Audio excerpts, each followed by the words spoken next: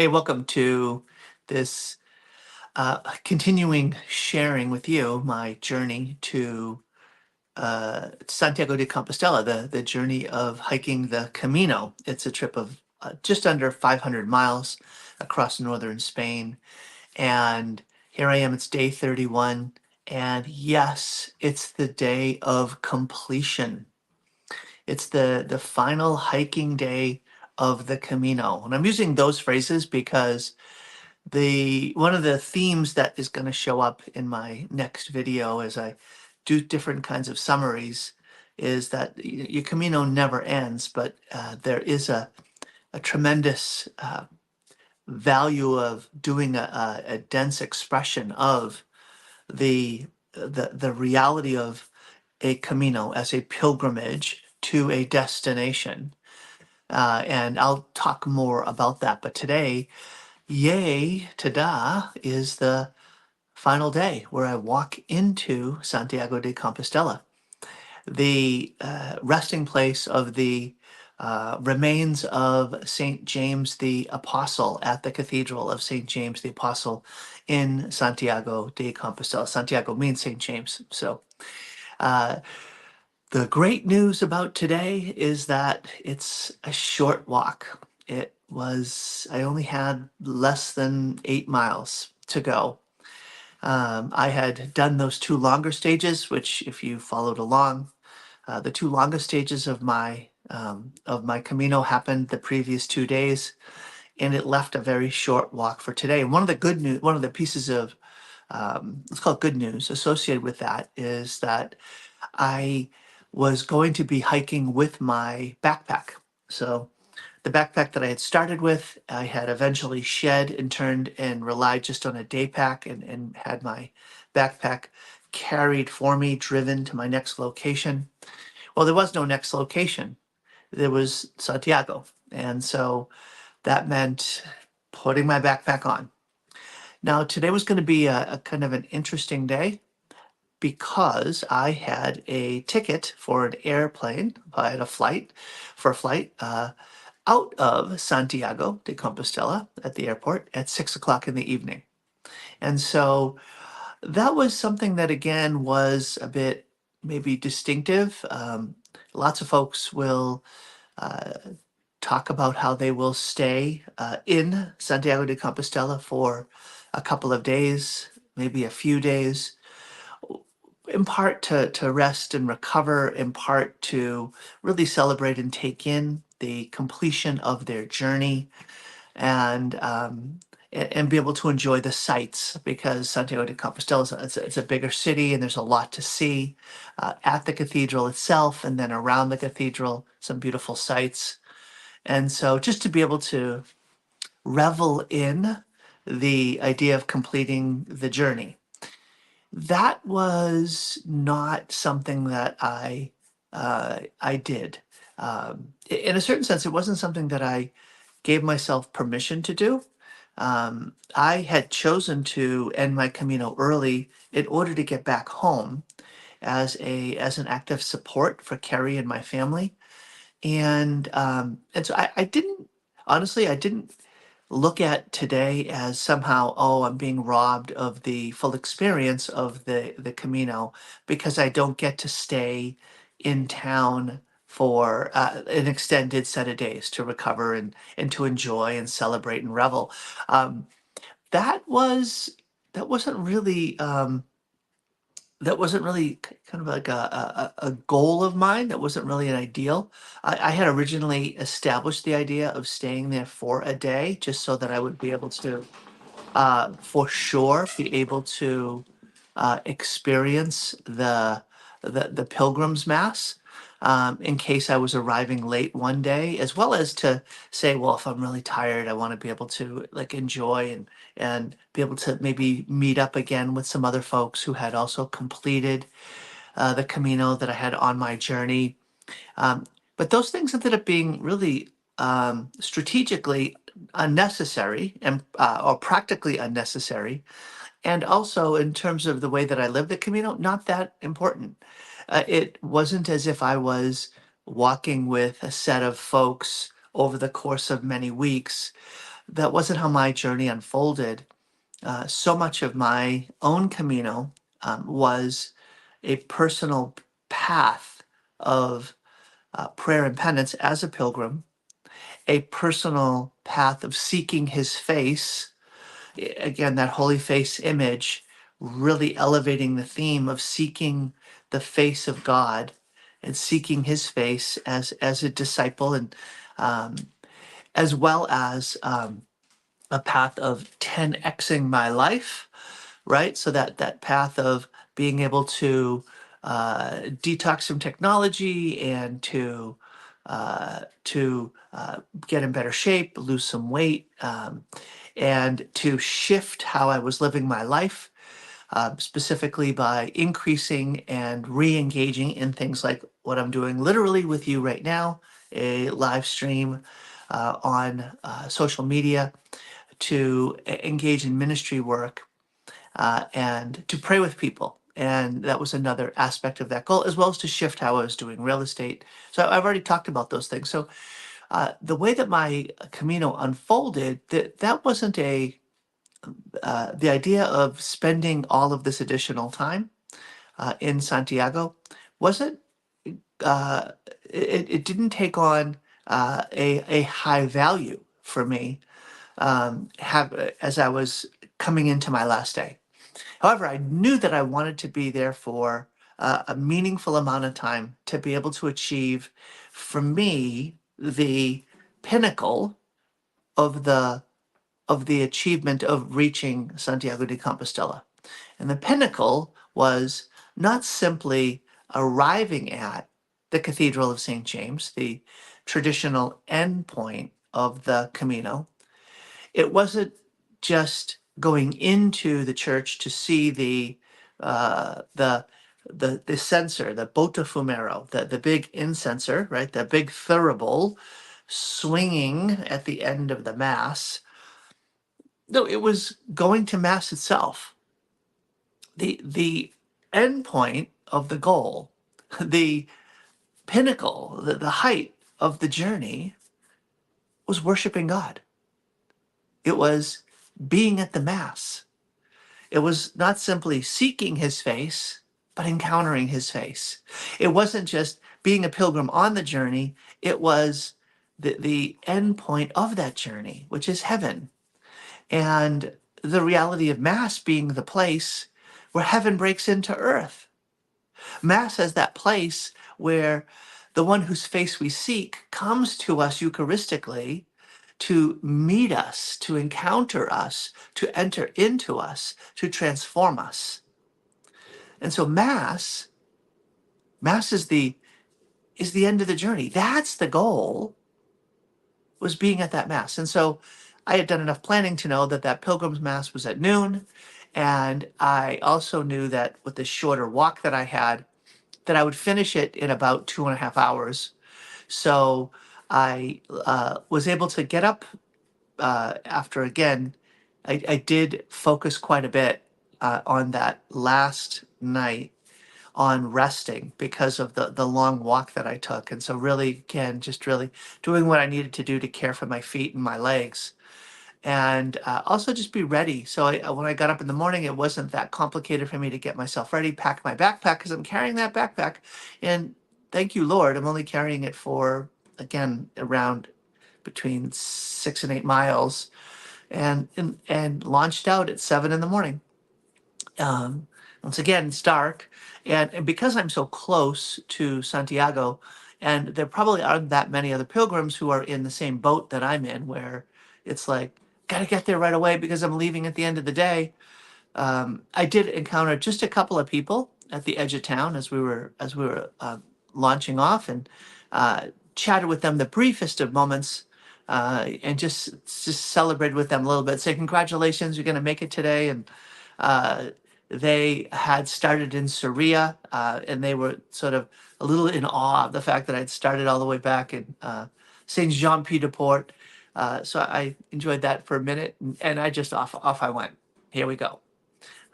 And it started to sprinkle, but then stopped. And thanks be to God, it stayed clear for the day. And so I peacefully made my way walking, and walked, through some. Again, now I'm a little bit of a wooded area, but quickly it's moving in the outskirts of Santiago to be sort of smaller towns leading into the city. And what was interesting is that uh, there wasn't a finish line, right? There wasn't a, here's the end of the Camino, and cross the line. And so I was taking videos, little video clips to share with my family, and that was the way I was keeping them updated. And okay, here we are crossing the bridge, entering the city limits. Oh, here we go. We are now actually entering that place where the sign says Santiago de Compostela, and you see, these other like symbols and works of art and indications that you have now arrived. But there was no fanfare around that. I saw a few pilgrims that had also arrived by around, again, when I got there, just after 9 o'clock or so, when I'm entering the city limits and making my way through the city. It's really truly a city, and you can tell the folks that are there, this is their life. Their life is based around the reality that there are just so many pilgrims that are reaching this town every day for their whole lives and for generations before. And so just winding my way through the city, I'm now seeing the church at a distance. I'm taking little video clips, and it's building up a sense of, okay, I'm getting close, getting closer, getting closer.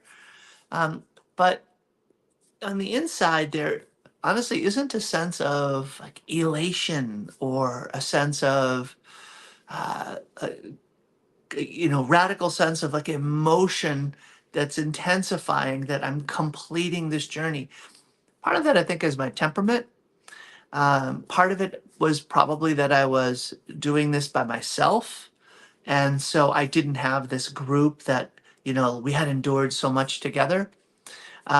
It was I was happy for sure. I was grateful for sure. And I just was moving forward. So eventually, come sort of through some, getting into the older part of town, coming down this little alleyway, it opens out, and there it is on the left, the Cathedral of St. James. It's the back side of the cathedral. And it was in a certain sense a little bit anticlimactic, right? So I come down into the area. There's a bunch of people milling around. Again, most of them are tourists, and some of them, or a number of them, are pilgrims who have hiked the Camino and who are there for their second morning, and so they're up and milling around and looking at sites, and it's sort of like, okay, I arrived. Well, is there a party? Is there going to be a uh, any kind of acknowledgement of what that I'm here? No, no, everyone's doing their thing, and I'm like, okay, I did it. And I had known from some things I'd read online, as well as talking with that one fellow who had arrived several days ahead of me. He kind of gave me the little agenda. Hey, you know what? Go to the Compostela office first and get your certificate of completion, and then you can go and you can actually drop your backpack off someplace that they'll hold it in, in a like a locker area, so that you can walk around and enjoy the Pilgrim's Mass, and and and then go to the Mass, of course, and then you can go, and then we'll meet up if we can. And unfortunately, our timing didn't work out. That was going to be the one person I was going to celebrate with, was that one fellow who had completed the Camino several days earlier, had gone out to Finisterre, out to the ocean, and was on his way back. But we were going to miss each other by just like an hour or two, because I had to head to the airport and before his bus arrived. Um, so that's what I ended up doing. I ended up going down just a couple blocks away from the church. It was a pretty quick process of signing in, acknowledging that I'd finished, signing into this computer, saying, yeah, here I am, I've arrived. I had signed all the way back in 31 days before. in St. Jean Pied de Port. They took down my information as someone launching from the state on the Camino. So now here I am. I've arrived. And I was wondering where I was going to put my hiking poles. So my hiking poles that had served me so well on the Camino were not coming home with me. They were staying behind because I couldn't bring hiking poles on an airplane. I would have to check them in, and I wasn't going to pay $35 to check in a pair of hiking poles that cost me $15. So they were going to go, and I was like, "Oh, look at that! There was in the corner was a sort of umbrella holder, and a whole bunch of hiking poles were there." So I did a little ceremony. I put the hiking poles in, took a picture of them, and just said, "Thank you, Lord, for the gift of these hiking poles, these supports for me on the journey." Those hiking poles uh, brought me through a lot. I have to really appreciate the importance of those hiking poles. And one of them was bent from that'll be my lasting memory of my dislocation of my left ankle. I put all of my weight on that hiking pole as I fell to the ground and it bent it. Thank God it didn't bend it. Thank you, Lord. It didn't bend it entirely, but it still functioned as a pole. Um, so that would have been terrible because of the timing of when that dislocation had happened before my 10-mile descent downhill. So I took a picture of that to memorialize my poles. I went in. The woman interacted with me a little bit to make sure the dates and information were correct, printed out my Compostela, and handed it to me. Took a look at it. That's it. You're all done. Okay. So I went over, checked out. They gave me a tube for it, put it in my tube, put the tube in my backpack, and I'm done. Okay, so now let me go out. Now, this particular morning, I hadn't eaten a breakfast. I wasn't as concerned about a breakfast. I had, some coffee, and that was going to be sufficient because it was a shorter walk, and it was fine.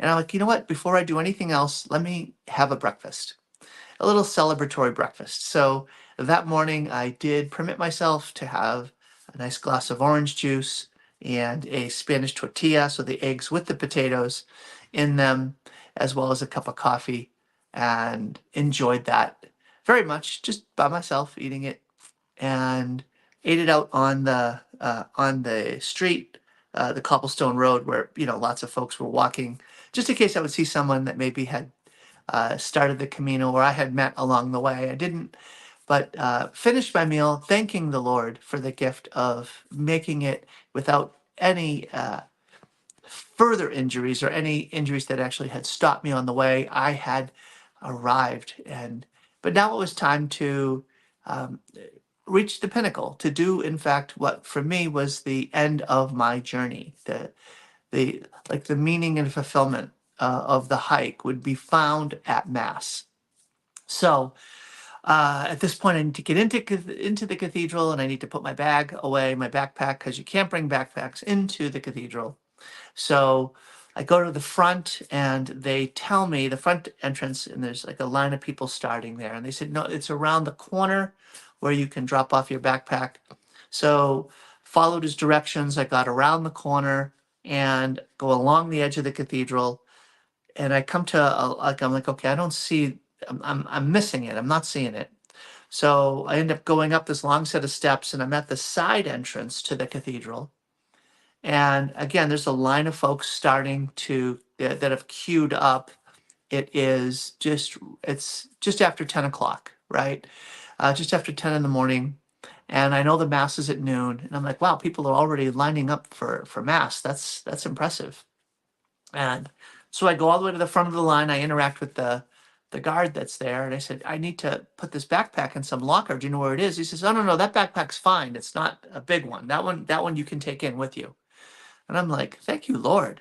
All right. So I immediately just go and I get in line. And I don't know, there may be 20 people in front of me in line. And I just stand there and just start like taking in the atmosphere. And so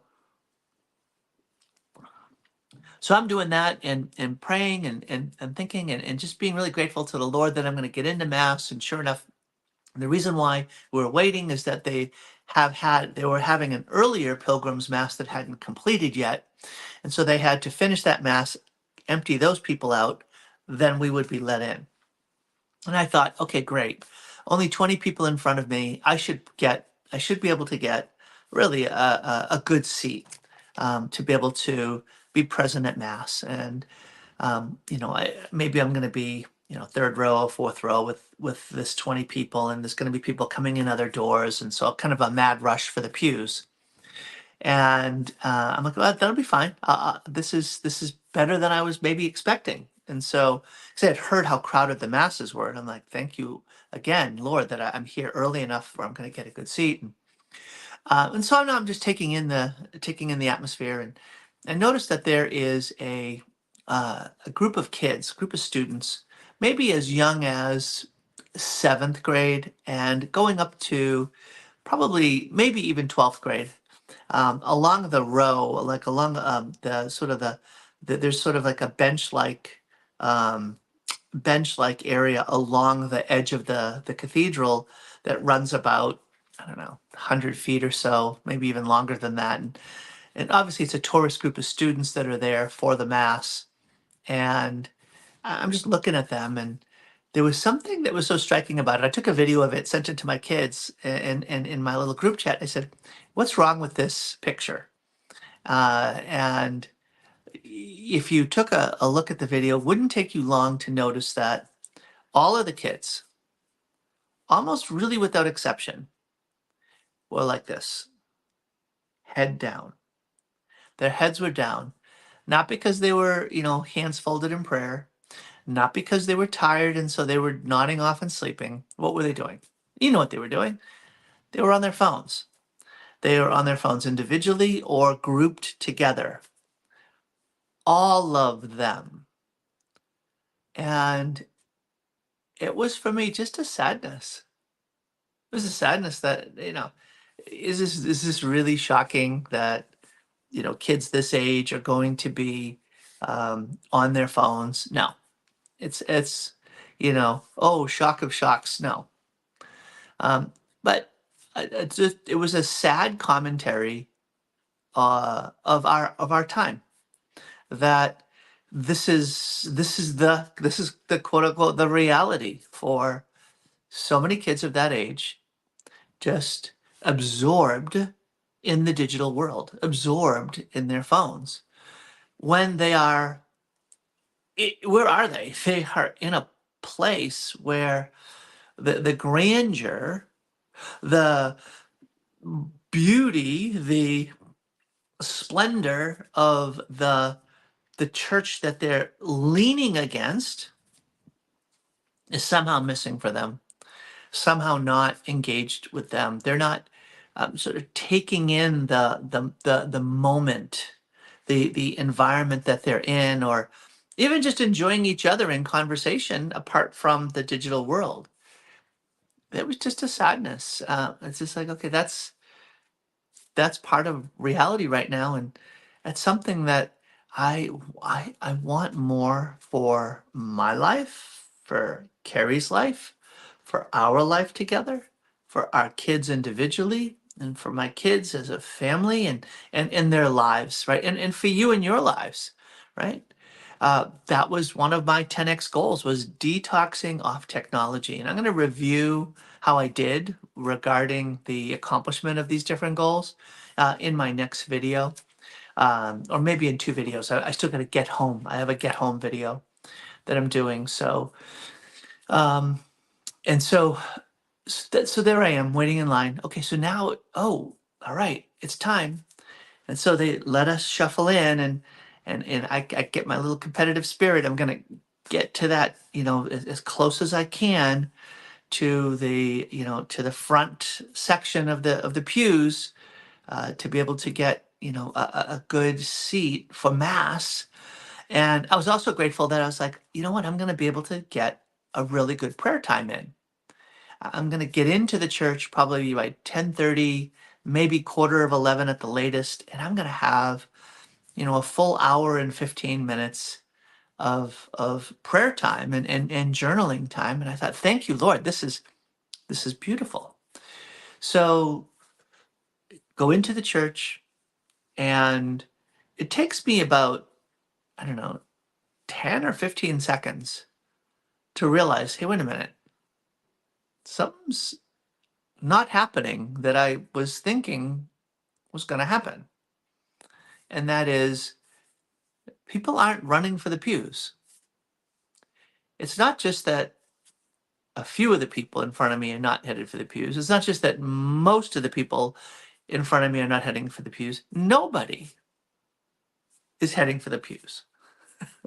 Everyone is headed for the main altar, the botifumero, the big thurible, the big incenser, was just still sort of swinging a little bit because the other mass had just ended and the organ was still playing, and so there was still some incense coming out of it, and people were like running for a space where they would be standing in front of the sanctuary of the main altar, and they can see past the altar into this amazing backdrop behind the main altar, um, and all the way up to uh, a uh, a artistic sort of sculpture in some type of metal, cast metal of St. James.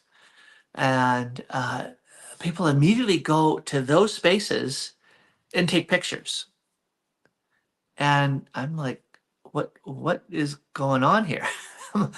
You all weren't waiting in line to get a pew, get a seat for mass. Some of you, most of you, none of you. Yeah, none of them. So I'm like, wow, okay. So I walked over, got into the front pew, all the way to the edge of the pew where the main uh, aisle of the main body of the church was, and I'm like, I got the best seat in the house, and no one else is sitting next to me. No one else is doing anything to get any of these spaces. I'm like, oh, and again, I felt like, what's going on here? And that, like, that what's going on here sort of showed up a few times that morning, and even that day. And there are a couple of, like, what really, this is what's happening. It happened inside of me. I'll talk about that in a minute, related to getting to the airport. It happened again at the airport one time, again later in the day. But for right now, in this moment, it felt like, all right, folks, why were you doing this? What was the Camino all about for you? And so I felt a sadness. I felt a sadness. I felt, on the one hand, for myself, just grateful for a gift, grateful for the gift of my Catholic faith. And I'll tell you very specifically why. As I sat and I first just prayed, just real prayers of sincere gratitude to the Lord for his mercy. That's his favor that I didn't deserve. The Lord showed me favor that I did not deserve on this Camino. Favor, his mercy not only preserved me from far worse things happening. Who knows how many, let's call them, near misses happened, in terms of to me breaking down, like, physically, or worse things happening to my ankles. uh, Mercy that my left calf muscle never got pulled that my knees did not fail me, that my back didn't get thrown out.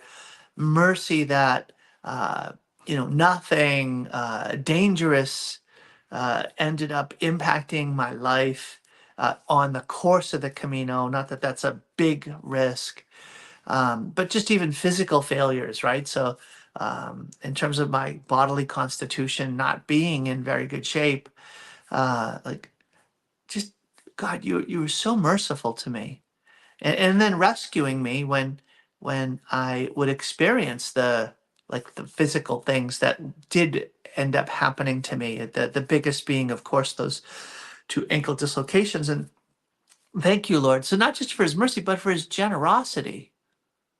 Lord, you gave me the opportunity to do this, and your generosity in taking care of my family and taking care of me and providing for me the time and the financial capacity, the opportunity to break open this opportunity to be able to do this, and the support I had at home to be able, and encouragement to be able to do this. Thank you, Lord, for your generosity.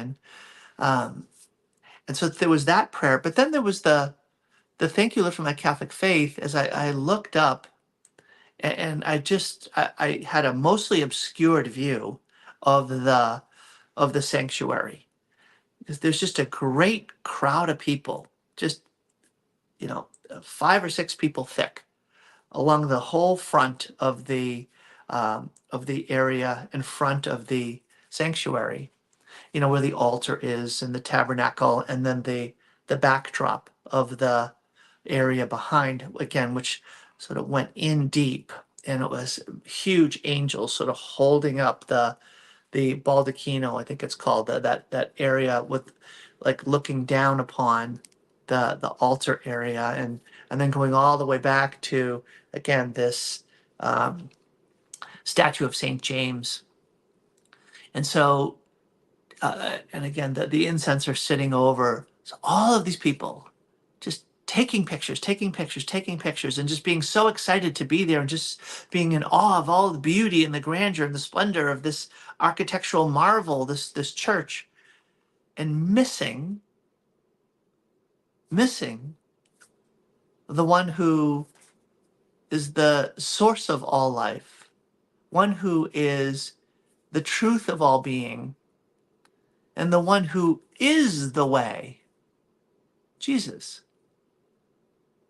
Jesus was there, the living, glorified presence of the God of heaven and earth, the Redeemer of the world, the shepherd of our souls, the one who is the way, the truth, and the life, the light of the world. Jesus was there, present in a hidden manner in the tabernacle as Eucharist, totally overlooked. I shouldn't say totally, that's extreme.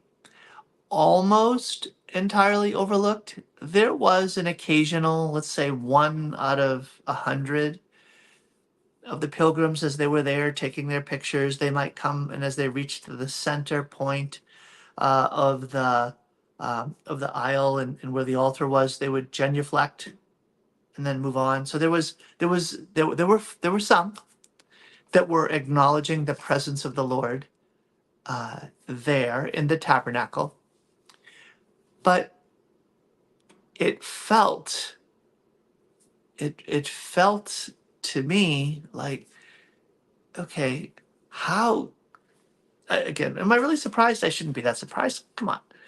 The folks that are there as tourists, the folks that are there that were, at these inflection points in their lives, these pilgrims that were hiking for just a variety of meanings, a physical challenge, something that was on their bucket list.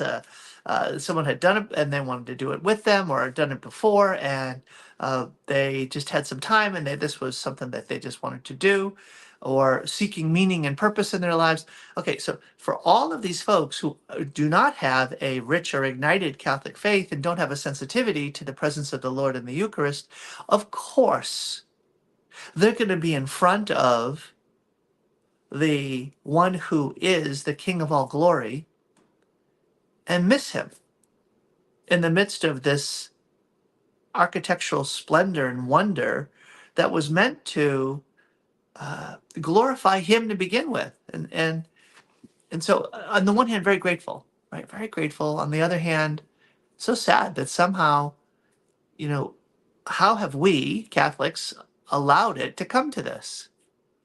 How have we permitted it to come to this? And there was, valiant efforts being made by staff at the cathedral to keep people quiet. Probably every 5 minutes, a woman would come to the microphone and say, "Silencio, silence." Shh. And she would shush the crowd in the microphone and silence everyone, and saying, "This is a church," and all of this. And it worked for a bit, and then the chatter would happen, and she'd do it again. And I did receive a gift, though. One of the gifts I received was um, within maybe 20 minutes or so, uh, a group of 3 or 4 Australian ladies came and sat next to me, and they were fervent Catholics. And so we had a chance. They had not walked the Camino, but they had come here as with a true Catholic spirit, right? So even though they hadn't made a pilgrimage of a long walk, they still were there as pilgrims to see this important Catholic site. And so they were there again, maybe an hour early for the Mass. And so we had a chance to share a bit, and talk a bit, and they the neat thing was they were also sort of joining me in that sense of saying, "Hey guys, you're like looking at an altar, but you're missing the one for whom the altar was made. you're you're seeing all these beautiful like artistic displays that are pointing to the reality of heaven, but you're missing the reality of the one who is the creator of heaven and earth, who is right there in a hidden form." And so there was that kind of mutual kind of sharing of saying, "Thank you, God, for the gift of our faith that gives us the grace to recognize this." And we also felt that sense of sadness that so many come as tourists rather than as worshipers. And so I then just turned to prayer and journaling, and fellowshiped with them a little bit, and then just continued to pray and journal. And then probably 20 minutes before Mass, or even a half an hour before Mass, they started like moving people away. And I mentioned I was in the front row. There was one row in front of us for servers, those who were serving at Mass. And so there were going to be at least a few people that were right in front of us in that one row. And so, with that said, I still had what was really and truly the sort of the best seat for Mass. And what I intentionally chose was to be in a seat that allowed me to look all the way to the main altar and then past the main altar into the main area behind the altar, which was again wonderfully displaying this heavenly reality. And that's as compared to, I could have had the front row on a side view. If I had the side view, I would have had a more impressive experience of seeing the Botafumeiro swinging side to side, because I would have got it like along the view as it would have come. That would have been more impressive. And I remember thinking to myself, which view do I want?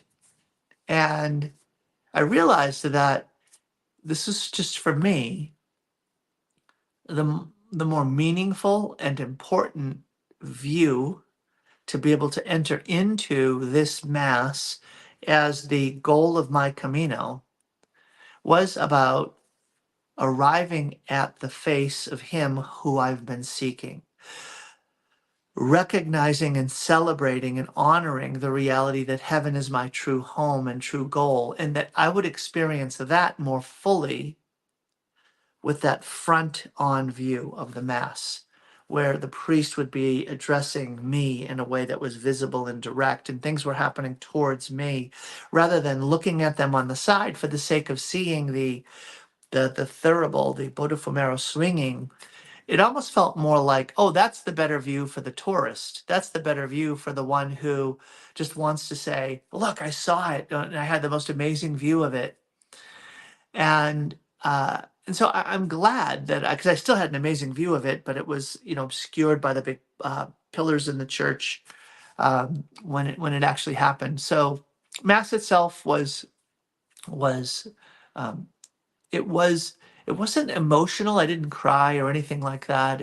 But it was a beautiful, fitting way to end my Camino, to be able to receive communion there, and then afterwards, when Mass ended, it was at the end of Mass where they prayed a prayer for us. It was a beautiful prayer about uh, how grateful we were to the Lord for the gift of finishing the Camino, and now a blessing upon us as we go back into our lives to then live the Camino. And that will be, in fact, where I'm headed in my next reflection. The final act, though, of the Mass was the swinging of the Botafumero, and sure that the group of guys had come out. Now I was only familiar with it because of the movie The Way, and so saw how they did it, and so that was the only kind of memory I had of connecting to it. And so here they were. They came out and they started to swing it, and then they lifted it up, and then it went, and there was sort of a palpable like as this started to occur, and I was just below the organ pipes, and so where I was sitting. So again, just having a full experience of that moment. But it once again felt like, what's the meaning of this? What's the meaning of this Botafumero swinging? This incenser swinging and giving off all of this sweet smelling incense.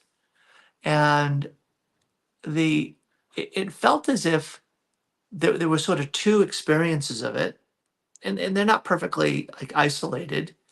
There was the experience of those who came as tourists or who hiked the Camino as having a whole variety of meanings that weren't fully the reality of a pilgrim walking a path of prayer and penance and now arriving at home, which is heaven. Um, and in heaven, what are you doing? You're worshiping God. So what's the incense? Incense is about worshiping the Lord. Heaven, the incense is about interceding before the Lord.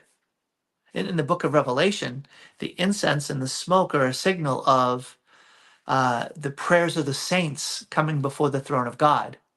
And so many pilgrims who've hiked the Camino in the 1,000-year tradition, they've been walking that path of prayer and penance in a very significant way as an act of intercession. They're interceding for someone they love, for circumstances that are like meaningful to them, or they're desperate to see God move. And so that big incenser is, in a certain sense, a way of saying we're collecting together, we're gathering together, all of you who have walked all of these miles over all of these days with such intensity, such prayer, such focus, and we are now collecting them all together, and we are going to bring this before God in this great act of interceding before the throne of God, crying out once again for answers to our prayers, while also incense was a sign of offering to the Lord a sacrifice of praise and worship. And so, Lord, again, we want to express in the greatest way possible with this magnificent symbol of a thurible that is so large, the great act of worship that we have just completed at Mass and offering it to you. And we want to symbolize that with this gesture, with this liturgical instrument, to be able to show you just how profoundly and completely we are worshiping you. That's the meaning of the Botafumero. We are here to praise and worship and intercede with great praise, with great worship, with great intercession. And there's our symbol, there's our sign. Yeah, that's what it means. Or it's, we did it. We arrived at the Camino. We arrived in Santiago. We arrived at the cathedral. We went to the Pilgrim's Mass, and there it is. It happened. There's that Botafumeiro swinging. Get it on video. Get it. Get it swinging. That's so cool. I've never seen anything like that before. Yes. Okay. Check the box. We are tourists. And I think that, having that culminating experience for me, it's something that, what doesn't that also relate to our lives?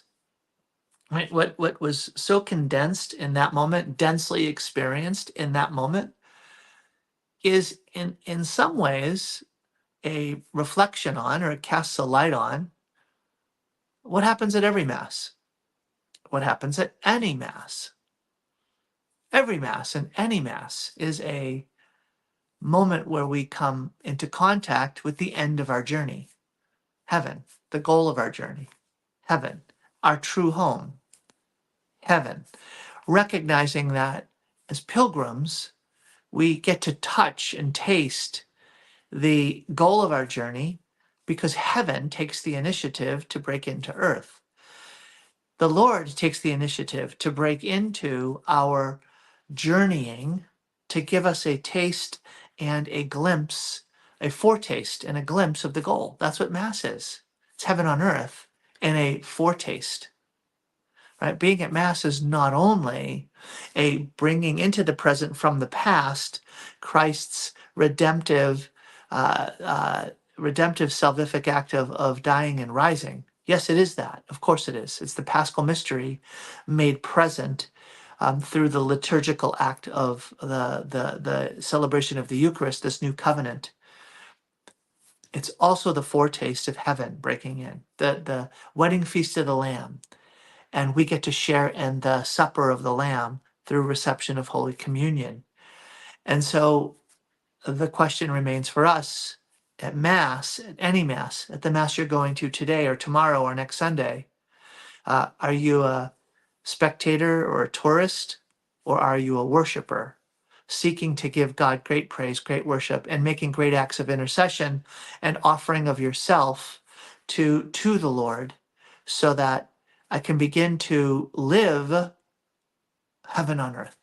I can begin to live with greater confidence that that is our true goal. So that is I'm going to end this reflection there, and I'm going to pick up on my next reflection with the journey home.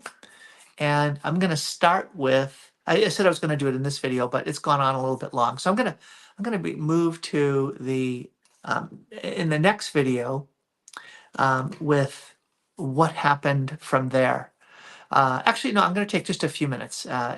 So Mass ends. Say goodbye to the ladies. Oh, this was pretty cool. I had 2 rosaries with me that I had been. I had prayed with. I had prayed with one of them. My daughter got me 2 rosaries. I'd asked for 2. That came from a Discalced Carmelite monastery that makes rosaries, and they were made out of like small thin rope, so they wouldn't break. And I had prayed with one throughout the entire Camino, and I had a second one. And what I had said inside myself was, I said, Lord, this is for somebody. Don't know who it is, but this is for somebody. And I was waiting, and I would carry it with me in case that right person showed up and I got prompted to give it. And the closest that had happened was one fellow, that fellow that I had mentioned, that we had walked together, and he was Catholic, and we prayed the rosary a couple times together. And I felt like, you know what? If I had the rosary in my pocket at that moment, I would have given it to him. But I didn't. And so I didn't. And so instead, what ended up happening was the ladies that were with me in Australia, from Australia next to me, this one lady Um, she was very devout, and as we were sharing, she just was just very moved by just the whole Catholic spirit that was we were having in the conversation, and just grateful for it. And I asked her if she prayed the rosary every day, loved the rosary, and I said, you know what? I said, this is for you. And so I had it in my other pocket, and so I ended up giving her the rosary and just said, let's pray for each other. And so this dear sweet lady, she's like, you know what? Let's swap contacts. We can even pray a rosary over the phone together. And I said, you know what? You can get connected to me on Facebook and YouTube, and I will be praying the rosary live, and you'll be able to join me that way. And so I thought that was a kind of a neat little sign that I carried that rosary through 31 days, meeting all of these different people. And the person I ended up giving the rosary to was a person that I met on the last day in the final act. At the end of that final act, the culminating act of going to Mass, here's the woman I'm supposed to give the rosary to. So I thought that was really neat. That's kind of the timing of it all. It happened exactly at the right time. So I'll end with that story.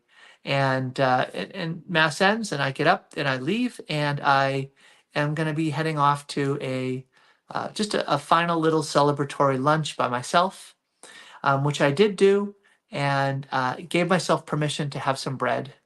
And I ended up choosing not to drink alcoholic beer, even though I arrived at the end. I just decided to continue to be alcohol free.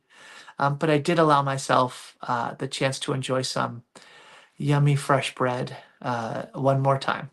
So, okay, I'm going to end there, and I'm going to pick up tomorrow with starting the journey home and some surprising things that showed up along the way.